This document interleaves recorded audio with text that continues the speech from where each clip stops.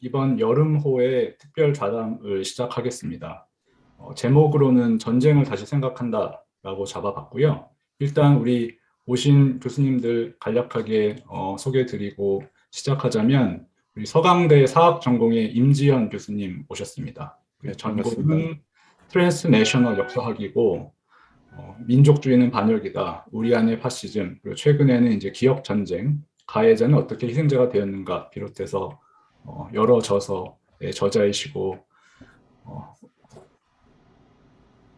그다음에 서울대 정치외교학부 신범식 교수님 참석해 주셨습니다.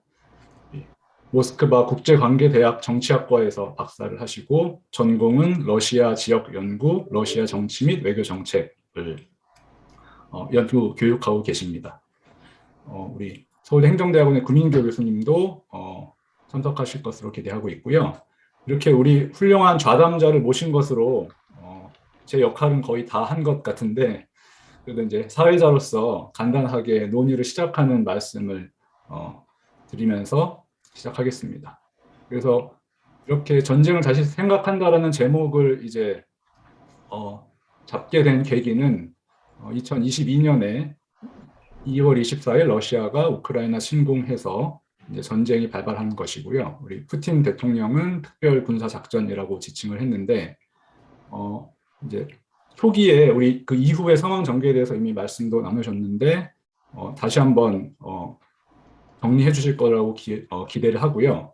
초기에 이제 사실관계를 정리 확인하는 측면도 있고 이제 추후에 국제법적인 평가를 어떻게 해야 될까, 의의가 어떤 것이 있는가를 논의할 기회가 만약에 있으면은 그 전제가 되는 어떻게 비교적 명확한 사실인 것 같아서 국제법 이제 정전론적으로 어떻게 평가할 수 있는가를 간단하게 말씀드리면서 시작하면 어떨까 싶은데요. 러시아가 유엔에 유엔 헌장 51조상 자위권을 행사했다고 주장을 하면서 이제 공식적으로 문서를 보냈고요. 그래서 그런 걸 보면은 국제법적인 평가가 아주 무의미하다, 우리는 그것을 전혀 개의치 않겠다라는 입장이라고 보이지는 않아서 일단 그 51조의 자위권 행사 주장에 대해서 근거가 있는 것인지를 일단 생각해 보면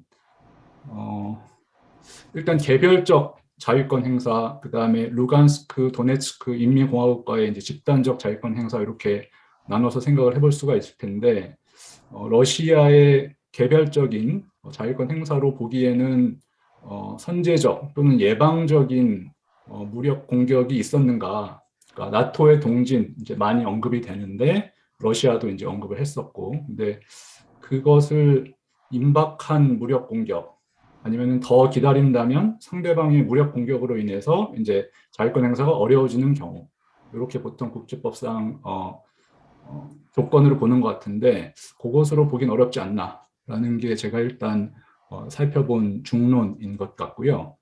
그 다음에 이제 루간스크 도네츠크 인민공화국이 이제 독립된 국가가 아니기 때문에 이제 집단적 자위권을 행사할 수 있는 국제법상의 일단 주체인가가 논쟁적인 것 같습니다. 그리고 이제 이런 조건을 설령 만족시킨다고 하더라도 이제 필요성이나 비례성의 관점에서 조건을 충족시킬 수 있는가, 이제 수도 키이우 비롯해가지고 돈바스 지역을 넘어서 지금 전쟁이 일어나고 있기 때문에 51조의 지금 자위권 행사가 해당하는지, 그렇지 않으면은 이제 유엔 헌장 2조 4항의 무력 사용 금지 원칙에 반하는 것이 아닌지, 일단 그렇게 평가가 보통 되는 것 같고요. 이제 그렇게 되면은 이제 우크라이나의 반격은 국제법상의 정당한 자위권 행사로, 그러니까 러시아가 우크라이나를 무력 공격했으니까, 그리고 뭐 필요성, 비례성도 충족하지 않나, 그렇게 볼 수 있을 것 같습니다. 이제 그 이외에 언급이 되었던 게 지금 인도주의적 개입, 또 제노사이드라는 표현을 러시아에서 제출한 문서에서 써가지고, 그거는 우크라이나가 이제 반박을 하면서 ICC에 제소를 했고, 그래서 판결이 이제 나왔는데 관할이 있고 제노사이드가 있었다는 근거는 찾기가 힘들고, 그래서 물론 이제 제노사이드가 신고의 근거가 되는지도 국제법상으로 이제 논쟁거리긴 하지만, 그래서 잠정 조치로 러시아가 우크라이나 내 군사작전을 즉시 중지할 것을 요구하는 그래서 채택을 했고, 이제 다수의 재판관 이제 13명, 그리고 2명이 이제 반대했는데 러시아, 중국 재판관이었고요. 그리고 그 이외에 지금 루간스크 도네츠크 인민공화국의 동의나 요청에 의해서 정당화될 수 있는지도 불분명하고, 그래서 일단 지금 전쟁 개시에 있어서는 국제법상 정당한 근거를 찾기가 어렵지 않나라는 게 이제 한 맥락이고, 그 다음에 이제 전쟁 수행 중에 전쟁법 위반은 없는가라고 하는 게 또 따져볼 수가 있을 텐데, 이거는 더 이제 지금 진행 중이니까 앞으로 더 평가가 달라질 수도 있을 텐데, 일단 문제가 되었던 게 그 부차에서 러시아군이 민간인을 집단으로 고문하고 학살했다는 증거로 보이는 사진 영상이 일단 공개가 돼서, 물론 이제 그 다툼이 있고요, 사실관계에 대해서. 일단 ICC가 EU하고 함께 검찰 수사 중이다라고 하는 것까지 알려져 있고, 이런 상황에서 적어도 유엔적으로는 일단 3월 2일에 11차 유엔 긴급 특별 총회에서 이제 특별 군사작전을 규탄하고 러시아에 대해서 전투 중단과 철수를 요구하는 결의가 이제 채택이 되었고요. 그 다음에 3월 7일에 심각한 인권 침해를 규탄하면서 러시아의 유엔 인권이사회 이사국 자격 정지 결의가 있었고, 예, 이렇게 초기에 진행이 되었고, 그 이후에 이제 벌써 몇 개월 이상 진행이 됐는데, 그 진행 상황 그리고 원인을 어떻게 보면은 전반적으로 뭐 역사적으로라든가 지정학적으로라든가 그렇게 같이 말씀을 해주시면서 이해를 심화하면은 어떨까 싶습니다. 예, 우리 네, 일단 신박님. 네, 그 지금 국제법적인 평가 관련해 가지고는 김 교수님께서 이제 잘 정리를 해주셔서 그걸 반복할 이유는 없을 것 같다는 생각이 들고요. 어, 뭐 저 개인적으로도 이 소위 말해서 우크라이나의 이 관할권 영토에 이 다른 그 내부에 이제 다른 그 두 개의 공화국이 스스로 독립을 선언을 하고 그 다음에 이것을 타국이 러시아가 지원을 해서 승인하는 행위 자체가 이제 사실은 그 자체도 국제적으로는 문제가 되는 행위일 수 있다라고 하는 게 중론이고요. 이제 뭐 무력이라고 하는 것 자체를 정당한 사유, 아까 말씀하셨던 뭐 두 가지 자위라든가 이제 안보리 결의에 근거한 조치들 이후에 무력을 사용하는 것 자체를 유엔 헌정이 금하고 있기 때문에 그런 면에서는 침략 전쟁이다라고 하는 데 대한 뭐 다수의 의견들 이런 것들이 충분히 있는 것 같습니다. 근데 문제는 이제 전쟁이라는 것 자체가 이제 국제 법적인 판단은 그런데 전쟁 그럼에도 불구하고 전쟁이라는 것을 어 뭐 이 정치 또 다른 수단으로 행해지는 정치의 연장으로 보는 그 이 현실주의적인 전통들이 있기 때문에 그래서 이제 뭐 최후의 수단으로서 전쟁, 무력에 의한 전쟁이라는 것들을 동원한다고 한다는 그 정치 논리가 국제법적인 논리를 지금 이제 압도하면서 현실에서 전쟁이 벌어지고 있어서 이제 이 부분의 괴리, 그러니까 국제법적으로는 분명히 침략 전쟁이고 당위적으로는 바로 그쳐져야 하지만 이제 이 현재 이 정치의 연장으로 이 전쟁을 수행하고 있는 러시아와 이제 그것을 막아내기 위한 우크라이나 사이에서 이 전쟁을 어떻게 이 괴리를 극복할 것이냐 하는 문제가 결국은 현실적으로 더 중요한 문제다라는 생각이 들어요. 그러나 다만 이제 전쟁 범죄와 관련되어진 그 전쟁 중에 그 정당한 방법으로 수행되었는가 이거를 포함해서 대부분 이 ICC나 ICJ 이제 판단을 쭉 보면서 논쟁들이 굉장히 많은데 어떤 경우에는 승자 편에서의 정의만을 이야기한다라고 하는 비판이 있는 경우도 있고 어떤 경우에선 너무 약소국 위주로만 법을 적용하고 해석한다라고 하는 이 두 개의 상반된 논쟁들이 있거든요.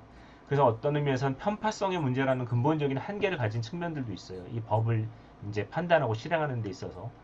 그럼에도 불구하고 이 전쟁 범죄나 이런 것과 관련해서는 사실관계를 이렇게 확정하고 그 다음에 그 대응의 도덕적인 근거 같은 것들을 이렇게 확보한다는 면에서는 그 과정에 뭐 효용이나 여러 가지 논란이 있음에도 불구하고 이것은 전쟁 후에 분명히 그 밝혀지고 이 밝히는 노력이 진행되어져야 된다 이런 생각은 하게 됩니다.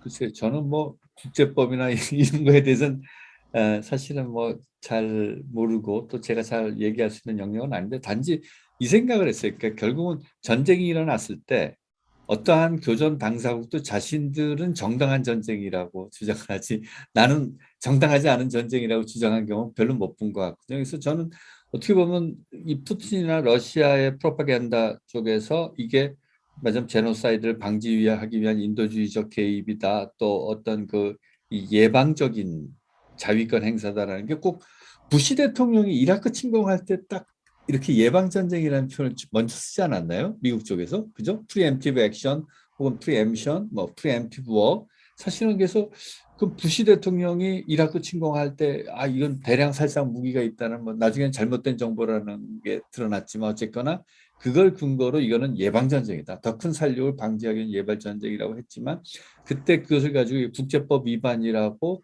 어느 정도나 이제 세계 여론이 얘기를 했는지 잘 모르겠고 그래서 어떻게 보면 미국의 이라크 침공이나 이 푸틴의 우크라이나 침공이나 어떤 부분에 상당히 공유하는 부분이 있지 않나 하는 게 첫 번째고요. 그래도 두 번째는 그러니까 국제법적인 책임을 묻기는 사실은 쉽지 않을 것 같아요. ICC에 가도 ICC에서 어떤 이것이 맞아 만장일치의 판결을 내리기는 뭐 현실적으로 불가능할 거라고 보는데 그래도 단지 하나 희망은 이제 이번에 부차 학살 같은 것에 대한 논란이 일어난 걸 보면 적어도 이 전쟁이 정당하다 정당하지 않다라는 차원을 떠나서 적어도 이 일종의 전쟁 시에서 일어나는 민간인 살상에 대해서 민간인 학살에 대해서는 굉장히 부담을 느끼고 있다라는 것은 분명한 것 같아요. 예전에는 이거 몰랐던 것들이거든요. 전쟁이 일어나면 우리 왜 콜레터럴 데미지라는 말 쓰지 않습니까? 전시에 의뢰의 민간인들은 죽고 또 오폭도 일어나고 그래서 그 진짜 불가피하고 어떤 진짜 말하자면 전쟁에 따를 수밖에 없는 부차적인 피해다라고 예전에 생각했던 것들이 이제는 아니다. 그건 컬레터럴 데미지가 아니라 이건 제노사이드다.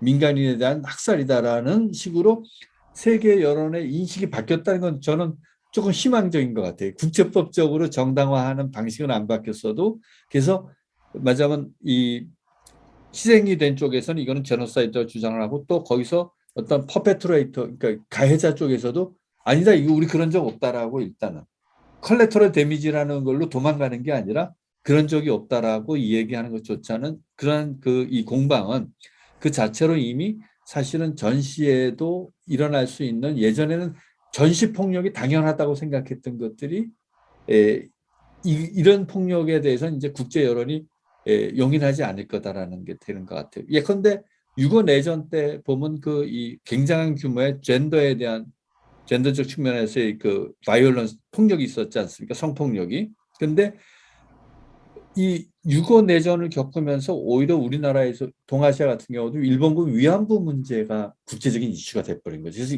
일본군 위안부 문제는 예전 같으면 전쟁 시에 있을 수 있는 성폭력이다라고 얘기됐던 것들이 이제는 이거는 일종의 제노사이드에 버금가는 여성의 인권을 유린한 폭력이다라는 그래서 그러한 자각들이 적어도 이번에 우크라이나 전쟁을 예전에 보던 것과는 좀 다른 새로운 시각으로 뭐랄까 좀 도덕적으로 조금 더 나아간 그런 관점에서 세계가 보고 있지 않나라는 것. 뭐 그건 조금 좀 고무적인 그나마 그 비극적인 가운데서도 약간 좀 희망적인 게 아닌가 저는 그렇게 생각합니다.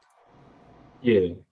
저도 우리 교수님들 말씀해 주신 대로 정말 ICC라든가 실제 재판이 진행되고 집행이 되고 이럴 가능성이 얼마나 있는지는 이제 불투명한 거고, 또 그 과정에서 우리 신문식 교수님 말씀해 주신 대로 정말 불편부당하게 하느냐에 대한 이제 논쟁도 발생할 수가 있는 것이고요. 네, 그런 측면보다는 어떻게 보면 우리 마지막에 임지연 교수님 말씀해 주신 대로 이런 국제법 위반, 특히 이제 전쟁 수행 과정에서 민간인 살상이라든가 이런 것이 발생했다는 게 알려지고 했을 때 국제적인 어떻게 보면 소프트 파워에 있어서 영향을 준다랄까, 여론적인 측면에서 그런 측면이 얼마나 이제 의미를 가질 것인가, 러시아라든가 아니면은 얼마나 그런 거에 대해서 좀 개의치 않기는 어려울 것 같은데, 그러면은 실제로 어느 정도의 그러면은 이러한 측면에서의 평가라든가 여론에 있어서 비난이라는 게 어떤 영향을 줄까, 어떻게 생각을 할까, 그런 점에서도 좀 궁금함이 생깁니다.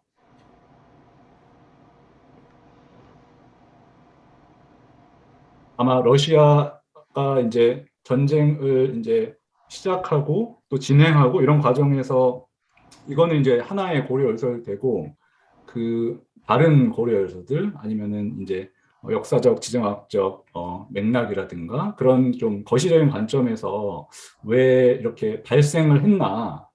또 그러니까 저는 사실 이 전쟁 그 2월에 발생하기 직전까지도 어떻게 보면은 이렇게 국가 간 전면적인 전쟁이 상당 기간 드물었던 거에 좀 어떻게 보면 관성이었는지 모르겠는데, 설마 일어날까 이런 생각도 사실 했었던 것 같거든요. 근데 이제 이렇게 발생했을 때는 제가 충분히 다 이해하지 못한 이제 여러 배경이라든가 특히 러시아의 관점에서 이유가 있을 텐데, 그런 거에 대해서는 어떻게 생각하면 좋을까요?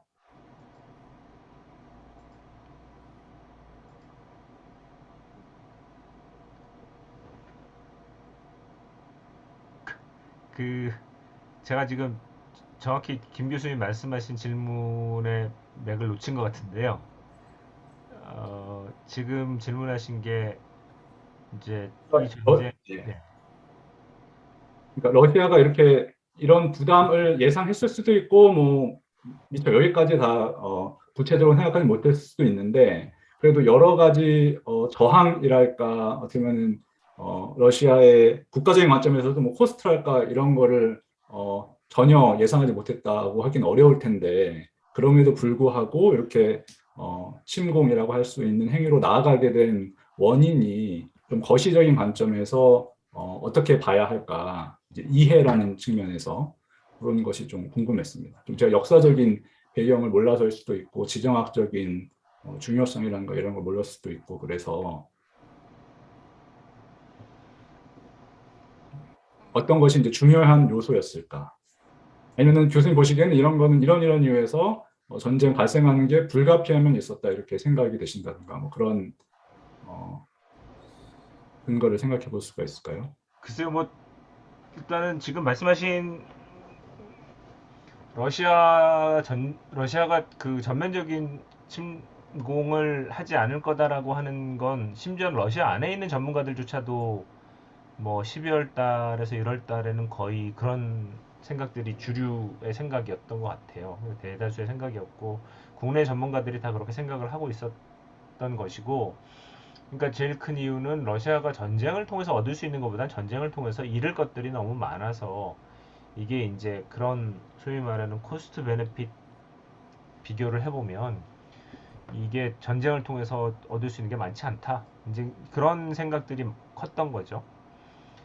그리고 이제 그런 차원에서 봤을 때 러시아가 그런 손해를 감수하고라도 전쟁을 할 수밖에 없는 이유가 뭐냐, 이런 것들이 지금 아직 이제 논쟁이 가고 있는 지점인 것 같아요. 그래서 이제 그것과 관련해서는 크게 두 가지 의견들이 나뉘어지는데, 한쪽에서는 뭐 푸틴의 오판이다, 이제 이렇게 해석을 하는 거죠. 러시아는 이제 이 전쟁을 통해서 빠른 시간 안에 전쟁을 마칠 수 있을 것이고, 이제 그런 것들을 통해서 러시아가 얻어내는 것들을 빨리 얻어내고 그 유리한 고지를 기반으로 이제 서방과의 새로운 이 전략적인 조정, 그다음에 유럽 안보 질서의 재편, 뭐 러시아의 안보에 대한 보장 이런 것들을 유리한 고지에서 협상으로 이제 그 외교적인 해법들을 모색해 나갈 수 있을 것이다. 이런 판단을 했는데 결국은 그것은 오판이었다라고 하는 주장이 이제 한쪽에 있는 거고요. 다른 해석은 사실은 러시아가 이 현실적으로 이걸 통해서 굉장히 많은 비용을 치러낼 수밖에 없다라는 걸 알고도 이제 전쟁이라고 하는 수단을 선택했다라고 하는 쪽에서는 러시아가 이 전쟁을 처음부터 끝까지 가겠다라고 생각했던 전쟁이라기보다는 이제 상당한 정도로 이 전쟁을 하나의 이제 전쟁의 위협이란 걸 자체를 수단으로 해서 사실은 실제 전쟁을 거치지 않고 외교적인 해법의 길 같은 것들을 좀 열어볼 수 있는 기대를 가지고 있었던 것으로 보이나 이제 그런 외교적인 해법을 열 수 있는 기회가 사실은 러시아 예상과 달리 닫혀지고 이제 그런 상황에서 러시아가 어쩔 수 없이 이제 그 전쟁이라고 하는 수단을 결국은 택할 수밖에 없었다라고 하는 식의 해석들도 있거든요. 그래서 이 두 가지는 조금 지금 당장 우리가 판단하기에는 쉽지 않은 이 대목인 것 같고 후에 이 전쟁 연구를 하면서 좀 밝혀야 될 부분인 것 같습니다. 근데 분명한 거는 이제 아쉬운 건 그 전쟁이 일단 일어나면 이제 분명한 거는 많은 전문가들이 전쟁 나기 전에 생각했던 것처럼 러시아도 굉장한 손해를 입을 것이고 우크라이나는 더더군다나 큰 손해를 입을 것이기 때문에 양자 모두에게 외교적인 해법이라는 것이 최선의 답이다라고 하는 데 대한 생각들을 다 가지고 있었는데 그 외교의 시간이 저 개인적으로는 12월 한 뭐 중순서부터 시작해서 한 6주 정도 되는 그 기간 동안에 열려 있었던 걸로는 보입니다.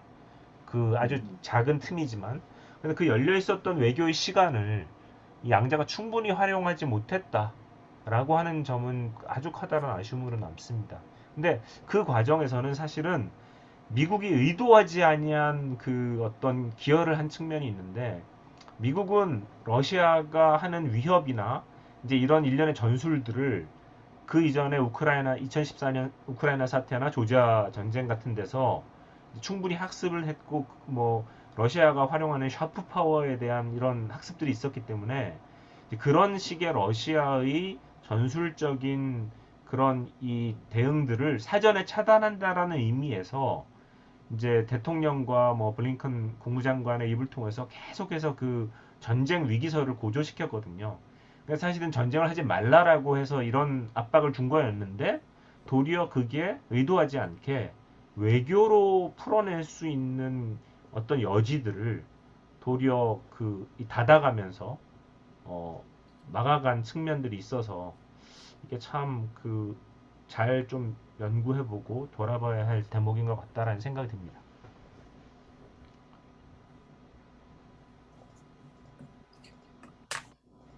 글쎄, 저는 신 선생님의 그 어떤 현상에 대한 분석 같은 데는 이제 전적으로 동의하는데 조금 더 깊은 신급에서 러시아의 이와 같은 전쟁 어떻게 설명하는 게 가능할까 하면 좀 고민을 해봤습니다. 왜냐하면 사실은 우크라이나가 처음이 아니잖아요. 그 전에 시리아 들어갔고 체첸이 있었고 제일 처음에 체첸이 있었고 그루지아 공화국에도 개입을 했고 심지어는 지금 그 카자흐스탄 같은 경우도 알마티에 러시아계 주민들이 많이 사니까 새로 수도를 내륙 깊숙한 곳에 아스타나라고 부르나요?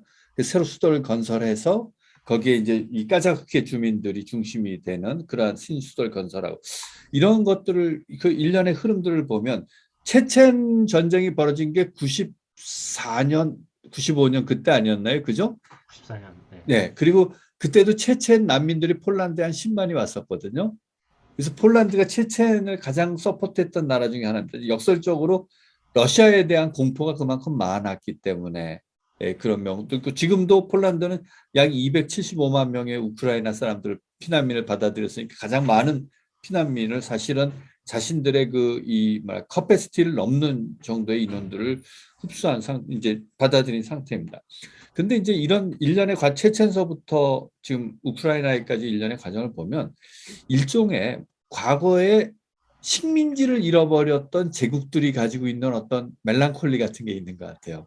그러니까 러시아의 경우도 일종의 그 폴 길로이라는 그 포스트 콜로니얼 학자가 포스트 콜로니얼 멜랑콜리라는 표현을 썼는데, 그러니까 식민지를 잃은 구제국들이 그 탈식민 상황에서 가지고 있는 그 구제국에 대한 향수, 어떤 우울함, 뭐 이런 것들이 굉장히 지배적인 것 같아요. 그러니까 예컨대 영국이 그 대처 때 포클랜드 공격해갖고 왜 그때 영국 그 무슨 구축함도 막 그 엑소세 미사일로 아르헨티나 공군 미사일로 요번에 모스크바 순양함 기함이 침몰된 것처럼 이제 그런 경우도 있었고 한데, 사실 그때 영국이 포클랜드라는 조그마한 그 암초 락카 같은 그런 아일랜드를 공격할 이유도 하나도 없었는데, 왜 물론 여러 가지 이 외교적이고 국제 정치적인 맥락이 있겠지만 기본적으로 그것을 영국 내에서 어떤 지지도가 높고 했던 것들은, 지금 러시아처럼 지지도가 높고 했던 것들은 사회 전반적으로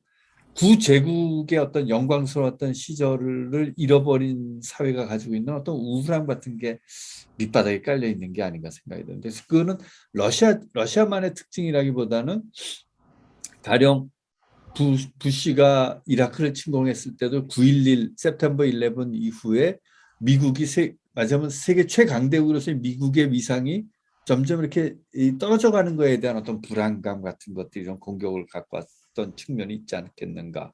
그래서 사실은 또 저는 일본의 일본의 우경과도 같은 맥락에서 생각을 하거든요. 그러니까 과거에 큰 제국을 가졌던 그 제국의 중심이 모든 제국을 떨어뜨리고, 심지어는 지금 뭐 어떻게 보면 한국에도 잘못하면 추월당할지도 모르겠다라는 그런 불안감, 그런 우울이 오히려 구제국의 국가들로 하여금 좀 더 공격적인 이러한 그 양상을 낸 것이 아닌가라는.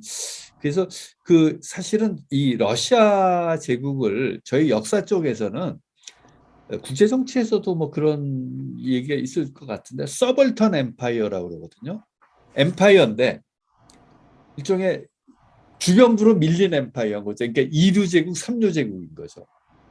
그래서 우리도 너희랑 똑같은 엠파이어 제국인데 왜 러시아가 볼 때 미국이나 말하자면 서유럽이 볼 땐 자신들을 아주 이 주변화시키는, 이 러시아라는 걸 주변화시키는 것에 대한 분노. 그러니까 나토의 동진에 대한 어떤 국가 안보적인 관점에서의 위기의식 같은 건 물론 당연히 있겠지만, 가장 밑바닥에는 그러한 어떤 서벌턴 엠파이어라는 위치에서 가지고 있는 어떤 그 이 중심 제국주의에 대한, 마치 일본 제국주의가 진주만 폭격에 이르기까지 일본 제국주의가 미국이나 서양의 제국주의에 대해서 가졌던 그런 뭐랄까 열등감이라고 할까요? 혹은 어떤 그 소외감, 이런 것들이 역시 지금 현재 러시아에서 나타나는 게 아닌가. 그리고 그것들은 어떻게 보면 서벌턴 엠파이어로서 러시아가 러일 전쟁에 진 이래로 쭉 가져왔던 어떤 그러한 장기적인 집단 심성으로서의 그런 것들이 혹시 있었던 것은 아닌지, 이건 뭐 순전히 추측입니다만은 그런 생각이 얼핏 들었고, 그렇게 볼 때 러시아 사람들이 이 전쟁을 지지하는 것, 아까 신 교수님 뭐 80%가 넘는 러시아 사람들이 이걸 지지한다는데, 그 지지도 무슨 푸틴이 어떤 프로파간다가 작동했다든가 이런저런 여러 가지 이 설명이 가능하겠지만, 그 밑바닥에는 러시아 사람들이 가지고 있는 어떤 그 소외감, 서벌턴 엠파이어의 주민으로서 가지고 있는 다른 더 큰 제국, 더 강한 제국에 대한 소외감 혹은 열등의식, 그리고 자신들이 식민지를 상실한, 특히 이제 소련 91년도에 소련 붕괴 이후에 이런 것들이 굉장히 복합적으로 더 깊은 신급에서는 작동하지 않았나 하는 게 뭐 역사가로서 제가 보는 뭐 그런 이 관점입니다. 예. 저는 우리 두 분 교수님의 원인 분석을 들으면서 생각하게 된 거는, 이게 참 국가의 합리적인 이익 이런 걸로 설명 안 되는 면이 꽤 있지 않나라는 생각을 저는 하게 됐는데요. 그러니까 분석할 때도 뭐 푸틴 개인의 심적인 특성이라든가 뭐 안정적인지 심리 상태가 뭐 이런 식으로 분석하는 것도 없지 않은 것 같았는데, 저는 그거는 너무 어떻게 보면 합리적인 설명을 포기하는 것에 가까워서, 적어도 이제 국가 간 아니면 국제 이제 체제 간 아까 우리 신범주 교수님이 이제 서구 러시아 이런 세계 체제 아니면은 러시아 우크라이나 국가 아니면 더 지역 이런 여러 가지 레벨에서 지금 분석을 종합적으로 해야 된다 말씀을 해주셨는데 그러니까 저는 그런 좀 여러 단위가 있겠지만 이익을 따져보고 또 합리적으로 국가들이 학습한 아까 저는 또 인상적이었던 게 미국이 전쟁 위기서 이렇게 의도는 오히려 그럼으로써 하지 않도록 하려고 했는데 정반대의 결과가 나왔다라든가 그러면은 큰 이제 군사적인 힘을 갖고 있고 외교 경험도 많아서 어느 정도 이제 합리적으로 각자 이익을 생각을 하면은 이제 전쟁을 좀 줄이는 방향으로 좀 균형이라든가 이런 걸 찾을 수 있지 않을까라고 기대를 저는 그냥 좀 나이브하게 한 면이 있는데 그런 그 큰 국가들 간에 또 몇 개월 동안 장기적으로 제한적이지만 이제 커뮤니케이션 했는데도 의도가 달라질 수도 있고 그런 게 충분히 가능하다라는 이제 말씀으로 저는 이해가 됐고 또 우리 임지영 교수님 말씀하신 것도 저도 역시 계속 나이브하지 않나 생각이 드는데 우리 이제 식민지 건설하는 제국의 시대는 이미 어떻게 보면은 한 50년 반세기 이상 지나간 과거의 문제가 아닌가라고 생각을 했는데 국제 질서는 비교적 이제 영토 주권 이런 것들은 안 적는 게 아닌가라는 어떻게 보면은 좀 나이브한 생각이었을 수도 있을 것 같은데 그 이전에 제국의 형수라든가 이런 것들이 실제 발동하고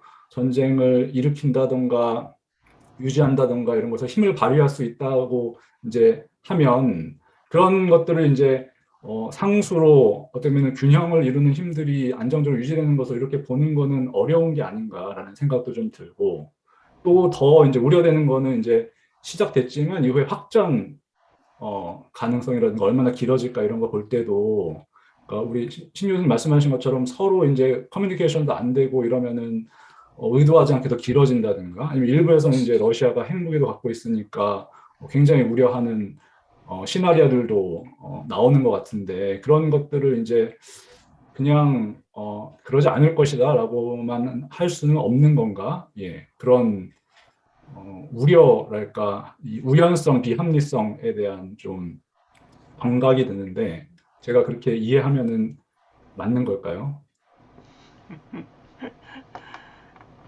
하여튼 저는 그 임 교수님 말씀해주신 그 밀려난 제국 증후군 같은 식의 설명이 러시아를 이해하는 데 굉장히 도움이 되는 개념이라고 저도 동의를 합니다.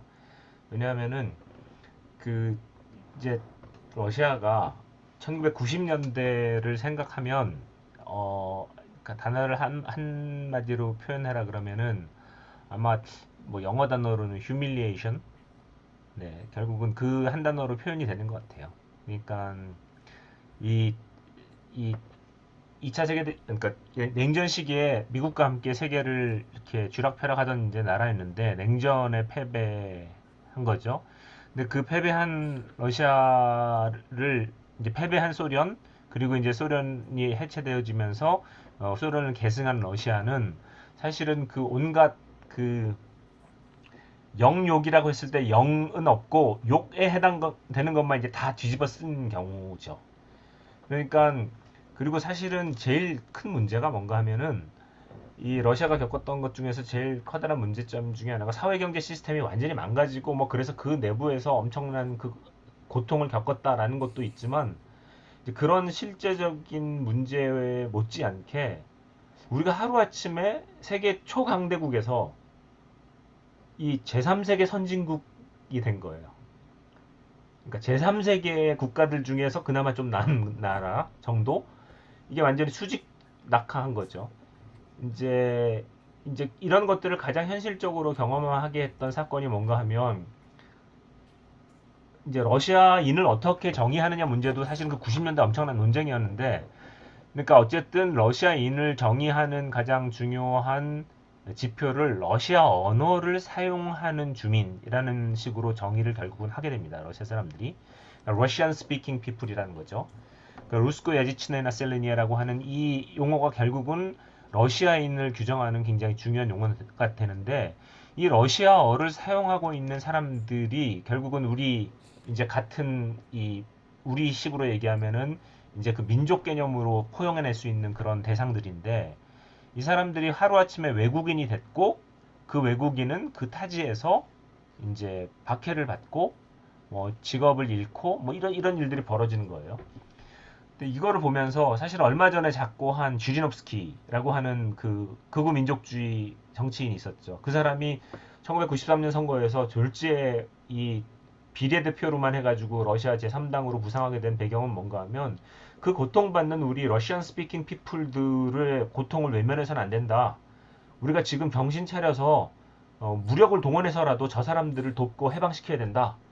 남으론 인도양까지 뭐 서쪽으로는 발트해까지 우리 몰고 들어가야 된다. 뭐 이런 황당한 주장을 했어요. 근데 그때 당시에 그런 황당한 주장이 사람들의 그 정서를 자극을 해가지고 비례대표에서 이 당이 가장 많은 득표를 해요. 그러면서 지리노프스키가 지역구에서는 한 명도 당선을 못 시켰는데 비례대표로만 제3당이 돼요. 450석 의석 중에 225석에 거의 뭐 60%인가 하여튼 70%를 가지고 3당이 돼요. 그러니까 바로 그 이 밀려난 제국주의군은 단순히 엘리트들의 의식 속에서만의 문제가 아니라 사실은 이 국민들에게 있어서도 엄청난 그 휴밀리에이션의 이 과정을 거치면서 이 사회경제적으로도 폭망하고 그 다음에 이 제국의 위신도 다 떨어지고 그러면서 서방에서 이제 일방적으로 쭉 밀고 들어오는 뭐 이 유고 사태, 보스니아, 그다음에 코소보 이런 일련의 과정들을 거치면서 저건 아니지라고 얘기하는데 주목을 안 해요. 그냥 그 논리에서 그리고 나토는 안 들어오기로 했는데 들어와요. 이런 것들을 쭉 당했을 때 느끼게 되는 그 어떤 생각들이 지금 러시아 사람들의 저변에서 이 말도 안 되는 전쟁을 수행하고 있는 푸틴 대통령이 가지고 있는 진심은 이 위대한 러시아, 강한 러시아를 회복하기 위한 애국주의적 일념이다 라고 하는 걸 믿어주고 싶은 마음으로 연결되는 거죠. 그러니까 그런 의미에서는 저는 임 교수님 지적하셨던 그런 부분은 굉장히 중요한 이 배경이 된다라는 생각이 듭니다. 그 신 교수님 말씀에서 그 휴밀리에이션이라는 단어가 굉장히 저한테 좀 와닿는데 그 가령 중국에서 백년 국치론이라는 말 쓰지 않습니까? 그래서 그 유고 내전 때 왜 미국 공군기가 그 저기 뭐야 그 대사관 세르비아에 있는 오픈하죠. 네. 네, 그 저기 중국 대사관을 정확하게 오폭했지 않습니까? 그래서 중국에서 이제 그때 반미 내셔널리즘이 확 일어나는데 그 가장 큰 이유 중에 하나는 백년 국치론이죠. 100년 동안 서양 제국주의의 우리나라가 근데 백년 국치를 영어로 번역하면 100 years national humiliation이거든요. 그래서 정확하게 어떻게 보면 이 중국 같이 큰 나라에 자기가 제국이고 세상의 중심이라고 생각했던 나라가 그런 지역이 어느 역사적 조건 속에서 위상이 확 떨어지거나 혹은 말하자면 자기보다 못했다고 생각했던 사람들에게 뭐 지배를 당한다든가 어떤 그 휴밀리에이트드 됐을 때 그들이 가지는 그 감정이라는 건 어떻게 보면 이른바 식민지로 전락한 나라의 그러한 저항 민족주의보다도 훨씬 더 강한 이모션으로 다가오는 게 아닌가. 그래서 어떻게 보면 시진핑과 푸틴의 악수도 물론 미국이라는 더 큰 강대국을 견제하기 위한 그런 국제 전략의 물론 일환이겠지만 또 동시에 그 이상으로 이들이 서로를 잘 이모셔널하게 혹은 어떤 정동적 감정, 마음의 차원에서 서로가 서로를 또 이해할 수 있는 부분은 혹시 없는가 뭐 그런 생각을 잠깐 했었습니다. 그래서 역시 그 휴밀리에이션이라는 말씀이 굉장히 중요할 것 같고 그것들이 어떻게 보면 러시아의 이런 공격적 민족주의 같은 것들을 좀 잘 보여주는 어떤 설명해 줄 수 있는 하나의 요소는 아닌가 저도 생각이 듭니다. 예.